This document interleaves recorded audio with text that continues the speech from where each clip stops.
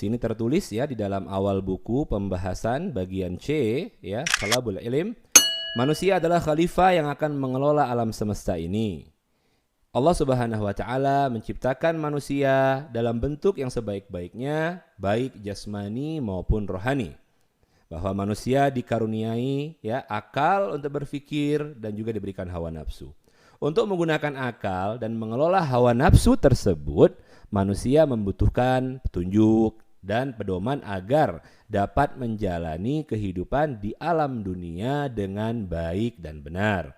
Nah, pedoman ya, berbicara tentang pedoman untuk mengatur kehidupan manusia sebagaimana yang termaktub dalam Al-Qur'an ya, dalam surat Al-Jathiyah surat ke-45 ayat 20 sebagai berikut. A'udzu billahi minasyaitonir rajim. Bismillahirrahmanirrahim. Hadza basairu linnasi wa hudaw wa rahmatul liqaumin yuqinun. Bapak bacakan surat Al-Jasiyah surat ke-45 ayat 20 sebagai berikut. Hadza basairu linnasi wa hudaw wa rahmatul liqaumin yuqinun. Yang artinya Al-Qur'an ini, Allah Subhanahu wa taala berfirman, Al-Qur'an ini adalah pedoman bagi manusia, petunjuk dan rahmat bagi kaum yang meyakini. Nah, tadi sudah kita bahas dalam infografis mapping bahwa kitab yang wajib kita yakini ada 4, yaitu kitab suci Taurat, Zabur, Injil, Al-Qur'an. Kitab-kitab Allah Subhanahu wa taala diturunkan kepada Rasul pada zaman yang berlainan, sehingga syariat yang berlaku pun juga disesuaikan ya dengan keadaan umat pada waktu itu. Meski beberapa hal berbeda, tetapi terdapat satu hal ya. Terdapat satu pokok ajaran yang sama yang terkandung dari semua kitab yang diturunkan Allah Subhanahu wa taala, yaitu ajaran tauhid. Apa itu ajaran tauhid? Yaitu ajaran mengesahkan Allah Subhanahu wa taala. Baik ananda sekalian, kelas 8 SMP Laboratorium Percontohan UPI dan para ashabil kiram yang menyimak materi ini, sebelum kita melanjutkan tentang pembahasan kitab-kitab ini secara mendalam, mari sama-sama kita pelajari dulu pengertiannya mengenai pengertian iman terhadap kepada kitab-kitab Allah Subhanahu wa taala. Iman berarti yakin atau percaya. Adapun pengertian dari pengertian kitab Allah Subhanahu wa taala, beriman kepada kitab Allah Subhanahu wa taala, yaitu kitab-kitab Allah itu adalah kumpulan wahyu Allah Subhanahu wa taala. Berarti kalau beriman kepada kitab-kitab Allah, mengimani kumpulan wahyu-wahyu Allah Subhanahu wa taala yang diturunkan kepada Rasulnya untuk diajarkan kepada umat manusia yang sebagai petunjuk dan pedoman hidup. Jadi kalau kita beriman kepada kitab-kitab Allah Subhanahu wa taala, berarti belief kita mempercayai bahwa Allah Subhanahu wa taala benar-benar menurunkan wahyu kepada para rasul sebagai petunjuk dan pedoman hidup manusia. Nah, berbicara masalah fungsi sekarang ananda sekalian. Kitab-kitab sebelum Al-Qur'an, Taurat diturunkan kepada Nabi Musa alaihissalatu wassalam untuk umatnya. Kemudian Zabur diturunkan kepada Nabiullah Daud alaihissalatu wassalam untuk umatnya. Kemudian Injil diturunkan kepada Nabiullah Isa alaihissalatu wassalam untuk umatnya. Nanti akan dijelaskan secara rinci. Al-Qur'an bagi umat Islam diturunkan oleh Allah Subhanahu wa taala kepada Nabi Muhammad sallallahu alaihi wasallam sebagai mukjizat yang kita pahami, yang kita yakini sebagai arkanul iman yang ketiga yang tadi sudah Bapak sebutkan, ya, merupakan rukun iman yang ketiga. Umat Islam wajib mempercayainya. Keharusan kita beriman kepada kitab-kitab Allah Subhanahu wa taala ini terdapat di dalam Quran surat An-Nisa, ya, surat keempat ayat 136. Yang akan Bapak bacakan, A'udzu billahi minasyaitonir rajim. Bismillahirrahmanirrahim.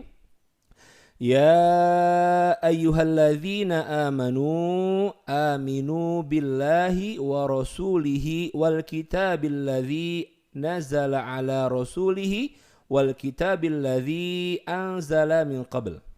Wa may yakfur billahi wa malaikatihi wa kutubihi wa rusulihi wal yaumil akhir faqad dhalla dhalalan ba'ida. Allah berfirman yang artinya, wahai orang-orang yang beriman. Allah memanggil orang-orang yang beriman. Beriman kepada Allah Subhanahu wa taala, ya. Umat Islam yang beriman, ya. Tetaplah beriman kepada Allah dan Rasul-Nya. Siapakah Rasul-Nya? Nabi Muhammad sallallahu alaihi wasallam. Dan kepada kitab, ya, kitab suci yang diturunkan kepada Nabi Muhammad sallallahu alaihi wasallam, yaitu Al-Qur'an, yang diturunkan kepada Rasul-Nya, karena Nabi Muhammad adalah Rasulullah sallallahu alaihi wasallam, utusan Allah Subhanahu wa taala. Serta kitab yang diturunkan sebelumnya. Yang tadi kita bahas, kita mengimani, ya, kitab Taurat, kitab Zabur, dan kitab Injil, 3 kitab sebelumnya. Barang siapa yang ingkar kepada Allah Subhanahu wa taala, ingkar kepada para malaikat, ini urutan rukun iman nih disebutkan juga di dalam ayat ini. Ingkar kepada kitab-kitab Allah, kemudian ingkar kepada rasul-rasul Allah, ingkar kepada hari akhir yang kelima, ya, maka sesungguhnya orang itu telah sesat yang sangat jauh. Itulah firman Allah Subhanahu wa taala yang menguatkan kita sebagai muslim yang beriman agar apa? Agar senantiasa memegang teguh, ya, keimanan ini, terutama dalam pembahasan kita meyakini, mengimani kitab-kitab suci yang diturunkan Allah Subhanahu wa taala. Baiklah ananda yang dirahmati Allah Subhanahu wa taala, kelas 8 SMP Laboratorium Percontohan UPI dan seluruh ashabil kiram yang menyaksikan materi ini, yang menonton materi ini, mudah-mudahan kita semua diberikan pemahaman yang baik, ya, tentang keimanan kita kepada kitab-kitab Allah Subhanahu wa taala atau kitab-kitab suci yang diturunkan Allah Subhanahu wa taala. Setelah kita membahas pada opening tadi sampai kepada pengertiannya, yuk sama-sama sekarang kita lebih rinci kembali mempelajari kitab suci yang wajib kita imani oleh umat Islam. Yang pertama yaitu kitab suci Taurat. Ya, kitab suci Taurat. Sebagaimana yang kita ketahui bersama bahwa kitab suci Taurat diturunkan kepada Nabi Musa alaihi salatu wassalam untuk siapa? Nah, ini tadi kan kita harus spesifikkan dulu, ya, dalam memahaminya. Untuk siapa diturunkan kitab suci tersebut? Ya, kepada Nabi Musa sebagai rasulnya untuk Bani Israel, ya. Di mana sejarah diturunkannya kitab suci ini? Yaitu di Bukit Tursina atau dikenal dengan Sinai atau Gunung Sinai pada abad ke-12 sebelum Masehi.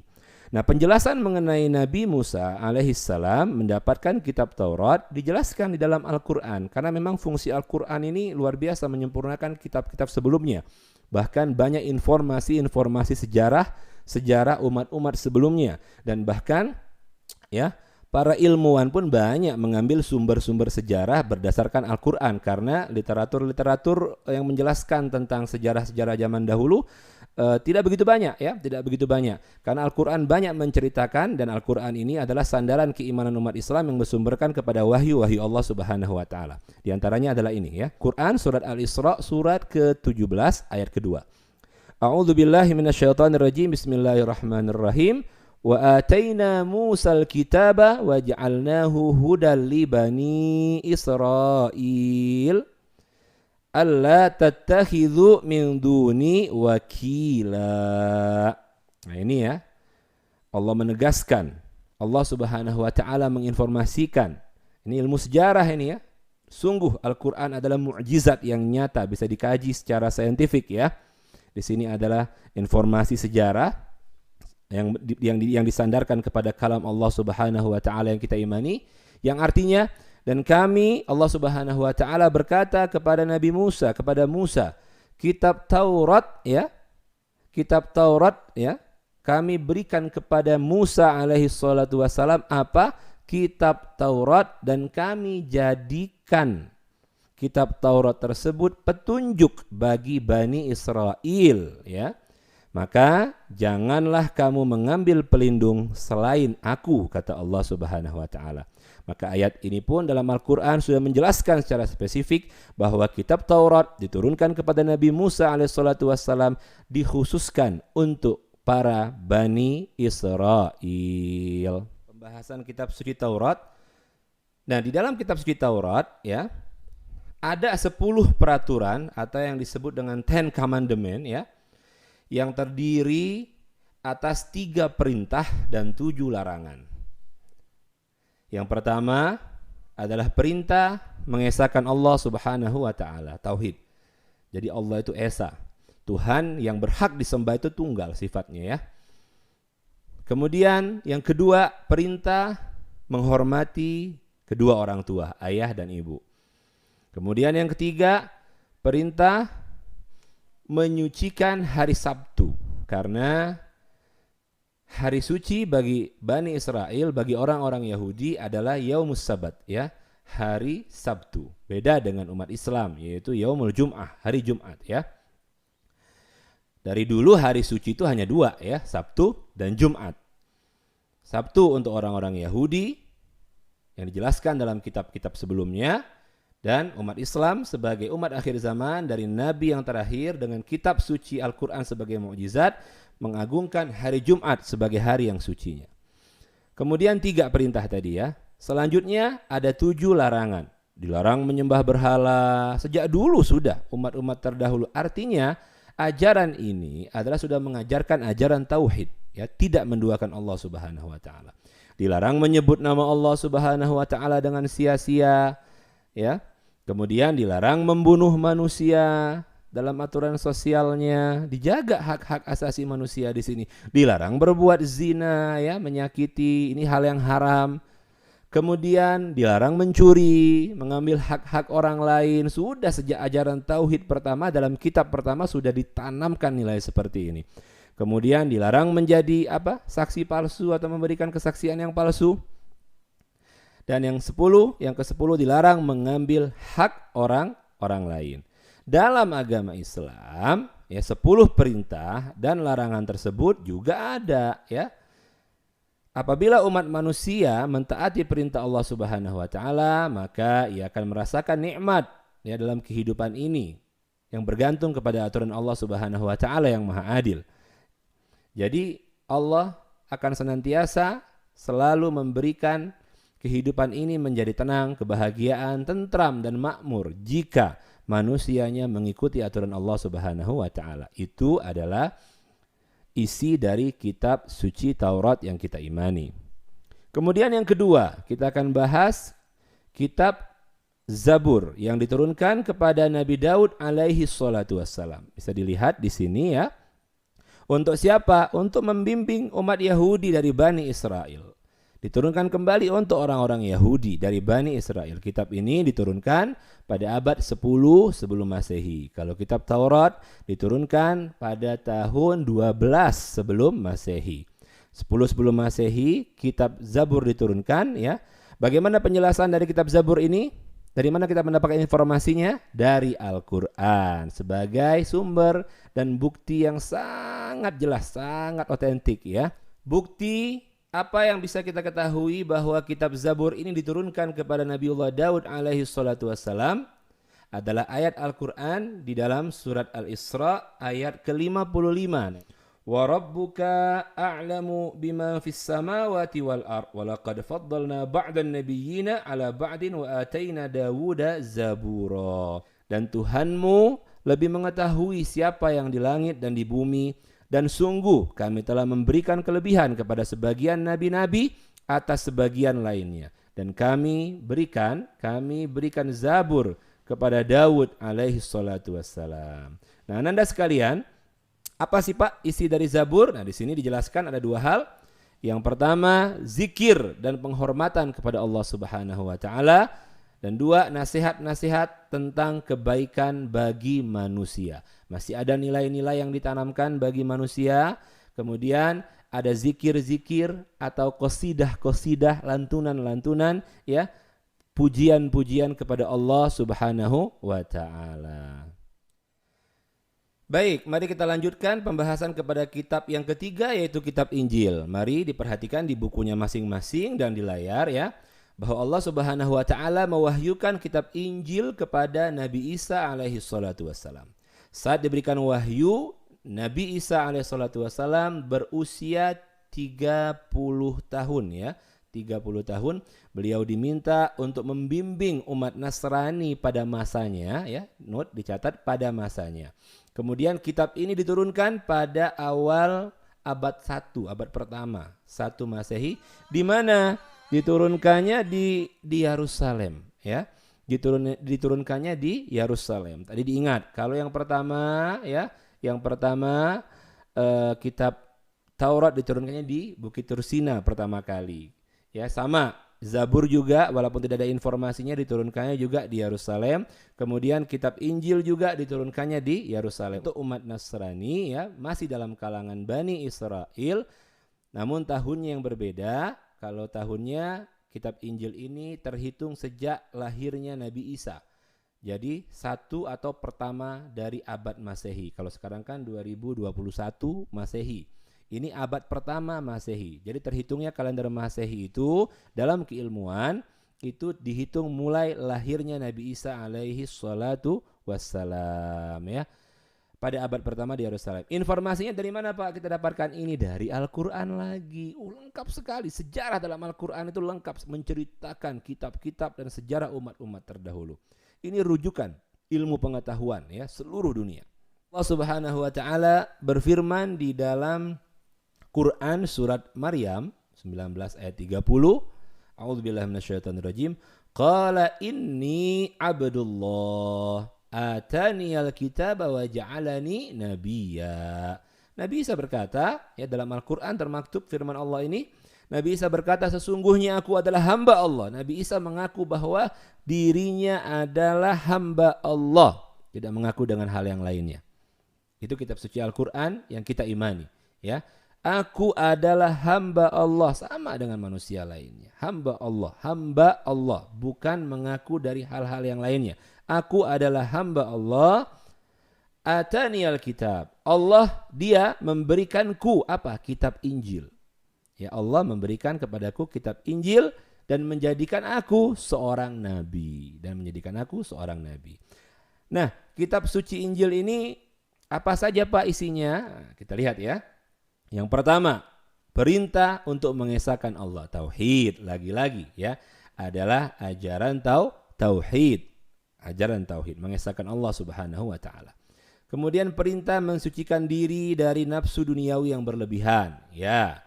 Ini adalah perintah dalam syariat agama Islam pun begitu, ya. Contoh-contoh kehidupan orang-orang terdahulu, sahabat-sahabat Nabi dan Nabi Muhammad SAW, bahkan semua Nabi dan Rasul, ya, hidup duniawi itu tidak berlebihan, ya, tidak berlebihan. Semua sudah ada contoh, ya, yang bisa kita lihat dalam literatur sejarah agama, sejarah syariat, dan literatur agama Islam. Jelas semuanya komplit. Kemudian perintah untuk saling menyayangi, kemudian membenarkan ajaran kitab terdahulu. Kalau ini Injil, berarti Injil pun mengajarkan kepada umatnya yang pada waktu itu, ya, diberikan kitab ini kepada mereka untuk mengimani kitab sebelumnya, yaitu Zabur dan Taurat. Kemudian Injil berfungsi selain membenarkan, menghapuskan beberapa ajaran dalam kitab Taurat yang tidak sesuai lagi pada masanya, ya. Jadi yang boleh menghapuskan kitab sebelumnya adalah kitab selanjutnya. Allah Subhanahu wa taala yang menghapus, bukan manusia. Menambahkan dan mengurangi bukan manusia. Sekali lagi, bukan manusia. Bukan nabi, bukan rasul, dan bukan murid-murid para nabi atau sahabat-sahabat para nabi, bukan. Tapi Allah Subhanahu wa taala. Kemudian yang keenam, mengabarkan akan datangnya nabi selanjutnya setelah Nabi Isa alaihi salatu wassalam, ya, yaitu Nabi Muhammad sallallahu alaihi wasallam. Nah, di sini ada ayat, ya, di dalam surat Al-Maidah ayat 46. Kitab Injil membenarkan keberadaan kitab Taurat sebagaimana yang difirmankan Allah Subhanahu wa taala. Bayangkan, dalam Al-Quran menginformasikan bahwa kitab Injil itu membenarkan kitab suci sebelumnya. Lengkap sekali Al-Quran ini ya. Ya, karena firman Allah Subhanahu wa taala, bukan tulisan dan buatan manusia. A'udzubillahi minasyaitonirrajim. Bismillahirrahmanirrahim. Perhatikan ayat ini. Wa qafaina ala atharihim bi'Isa bin Maryam musaddiqan lima baina yadayhi minat taurati wa atainahu al-injil wa atainahu al-injila fihi hudaw wa nur wa musaddiqan lima baina yadayhi minat taurati wa hudaw wa mau'izatan lil muttaqin.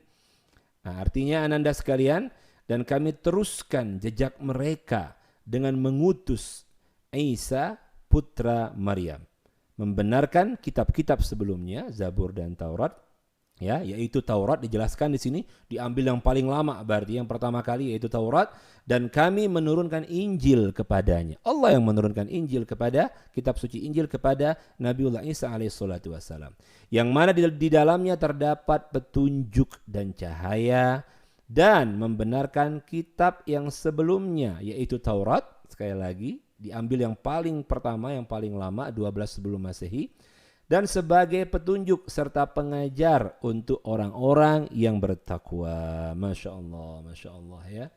Jadi jelaslah sudah, kalau saya menyimpulkan semua ajaran dari pokok-pokok ajaran yang dibawa oleh kitab suci sebelum kitab suci Al-Quran itu ada kesamaan ya. Catat oleh kita semuanya, itu mengajarkan tentang tauhid. Apa itu tauhid? Tauhid itu mengajarkan manusia menyembah Allah Subhanahu wa taala tunggal esa, tidak menduakan Allah Subhanahu wa taala. Sebagaimana dalam Al-Qur'an disebutkan dalam surat Al-Ikhlas, Qul huwallahu ahad. Katakanlah Allah itu esa, Allah itu satu.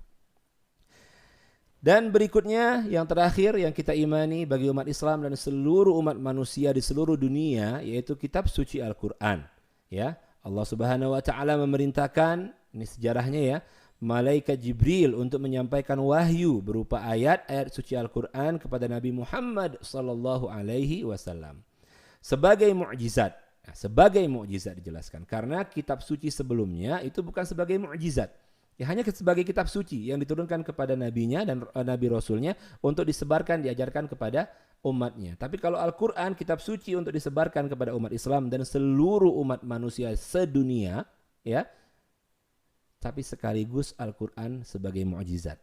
Berbeda ya, Nabi Musa mukjizatnya ada tongkatnya, Nabiullah Daud mukjizatnya ada dengan suaranya yang hebat dan merdu dan kekuatannya. Nabi Isa mukjizatnya juga Masya Allah banyak ya, menyembuhkan ya, menghidupkan kembali untuk menjadikan saksi di pengadilan dan lain-lain. Tetapi Al-Quran dikhususkan Allah Subhanahu wa taala menjadi mukjizat yang terakhir dari nabi yang terakhir untuk membuktikan kebenaran Allah Subhanahu wa taala. Sekaligus Al-Quran ini adalah kitab yang saintifik yang bisa dikaji oleh umat manusia yang cerdas menggunakan akalnya untuk mengungkap kehidupan problematika yang ada di bumi, bahkan bukan hanya di bumi, langit dan bumi ya. Itulah Al-Quran sebagai mukjizat yang diturunkan Allah Subhanahu wa taala. Menjadi petunjuk agar manusia selalu berada di jalan yang benar, ya, menjadikan pahala, menjanjikan pahala bagi orang-orang yang mengikuti petunjuk Al-Quran tersebut. Nah, kitab suci Al-Quran diturunkan pada abad ke-7. Nah, di sini tuliskan ya. Di mana Pak? Di kota Mekah dan Madinah. Turunnya berangsur-angsur ya. Berangsur-angsur kepada Nabi Muhammad sallallahu alaihi wasallam. Sebagaimana firman Allah Subhanahu wa taala, silakan dilihat ya dalam surat Ali Imran ayat 3. A'udzubillahi minasyaitonirrajim. Nazala 'alaikal kitaba bil haqqi musaddiqan lima baina yadayhi wa anzalat taurata wal injil. Dan dialah Allah Subhanahu wa taala yang menurunkan Al-Qur'an. Perhatikan, kepadamu. Siapa? Wahai Nabi Muhammad, kepadamu Muhammad sallallahu alaihi wasallam, yang mengandung terdapat di dalamnya nilai kebenaran dan membenarkan kitab-kitab sebelumnya dan menurunkan Taurat dan Injil ya. Yang lama disebutkan Taurat langsung. Kalau Taurat disebutkan Zabur pasti ngikut ya. Taurat dan Injil. Nah, Ananda sekalian, apa saja sih isi-isi pokok dari Al-Quran? Mari kita lanjutkan pembahasan kita. Isi-isi pokok dari Al-Quran yang pertama adalah akidah yang berkaitan dengan keimanan berupa iman kepada Allah, rukun iman ya, iman kepada malaikat, iman kepada kitab-kitab yang hari ini sedang kita bahas, iman kepada Rasul, iman kepada hari kiamat, dan terakhir yang keenam iman kepada qada dan qadarnya Allah Subhanahu wa taala. Kemudian yang kedua, pokok-pokok dari isi Al-Quran itu adalah ibadah, merupakan tuntunan ya, pengabdian dan penyembahan kita kepada Allah Subhanahu wa taala. Seperti yang ada dalam arkanul Islam. Di sini contohnya salat, saum, puasa, zakat atau haji. Kemudian yang ketiga ada akhlak ya, nilai-nilai kehidupan berupa budi pekerti. Misalnya akhlak kita kepada Allah Subhanahu wa taala, kepada orang tua ya, dan lain-lain. Kemudian yang keempat ada isinya muamalah. Kalau kita sudah vertikal ke atas tentang ibadah kita dan akhlak kita, nanti juga ada muamalah ya, ibadah kita yang horizontal kepada masyarakat, merupakan tata cara pergaulan manusia dengan manusia. Kalau yang tadi adalah vertikal kepada Allah Subhanahu wa taala, sekarang horizontal kepada sesama manusia dan manusia dengan makhluk lainnya, kepada hewan, kepada tumbuhan dan lain-lain. Apa saja perkara muamalah? Misalkan jual beli, larangan riba, dan larangan berperilaku sombong. Pokoknya lengkap sekali. Ini adalah mukjizat ya. Ini adalah mukjizat. Yang kelima sejarah, atau dalam bahasa Arab disebutnya tarikh ya. Sejarah, misalkan terdapat kisah para nabi, kisah orang-orang soleh ya, dan orang-orang terdahulu. Termasuk yang tadi ayat-ayat diturunkannya Taurat kepada Nabi Musa, diturunkannya Zabur kepada Nabi Daud, diturunkannya Injil kepada Nabi Isa, dan informasi semuanya tentang umat-umat terdahulu sebagai sumber ilmu pengetahuan, terutama pengetahuan sejarah, ada di dalam Al-Quran diturunkan kepada nabi-nabi yang sudah saya sebutkan tadi alaihimussalatu wassalam. Dan yang keenam, ini merupakan pembuktian yang sangat hebat, Al-Quran isinya tentang ilmu pengetahuan luar biasa ya, science. Misalkan contohnya tentang kelahiran, alam semesta, astronomi, bahkan ayat-ayat yang saintifik ini bisa dibahas, bisa dikaji oleh siapapun, dan tidak sedikit ya, artinya banyak. Ada beberapa ilmuwan asing yang belum memeluk agama Islam, ketika membahas ayat-ayat tentang keilmuan ini, mereka semuanya masuk ke dalam agama Islam dan beriman dengan baik dan benar dan mengatakan ini benar-benar firman Allah. Karena apa? Apa yang diucapkan, apa yang difirmankan Allah Subhanahu wa taala dalam Al-Qur'an dengan apa yang mereka teliti dengan keilmuan selaras, sama ya, tidak bertentangan. Masya Allah ya, Masya Allah. Baiklah Anda sekalian, pada sesi terakhir bab 2 ini ya, sebagaimana yang telah Bapak katakan sebelumnya, bahwa masa fungsi Al-Quran ini tidak hanya sebatas sampai kepada Nabi Muhammad wafat saja, tapi Allah menyampaikannya kepada akhir zaman. Dan sekaligus Allah menjaga keabsahannya, kebenarannya, keotentifikasiannya ya. Yang mana di sini kesucian dan kemurnian Al-Quran dijaga oleh siapa? Bukan oleh nabinya, bukan oleh umatnya, tapi oleh Allah Subhanahu wa taala. Ya, dengan caranya Allah Subhanahu wa taala. Sebagaimana termaktub dalam surat Al-Hijr ayat 9. Mari kita baca bersama-sama. A'udzubillahi minasyaitonirrajim. Bismillahirrahmanirrahim. Inna nahnu nazzalna dzikra wa inna lahu lahafizun. Sesungguhnya, ditekankan ini ya, taukid oleh Allah Subhanahu wa taala, kamilah Allah Subhanahu wa taala yang menurunkan Al-Qur'an. Nazzalna dzikra. Az-dzikra nama lain dari Al-Qur'an, pengingat ya. Al-Qur'an. Wa inna lahu lahafizun, dan pasti kami juga yang akan menjaga, memeliharanya sampai pada akhir zaman. Pastinya fungsi dari Al-Quran ini sebagai pedoman hidup manusia. Masya Allah, sungguh sangat sempurna mukjizat Al-Quran yang diturunkan Allah Subhanahu wa ta'ala.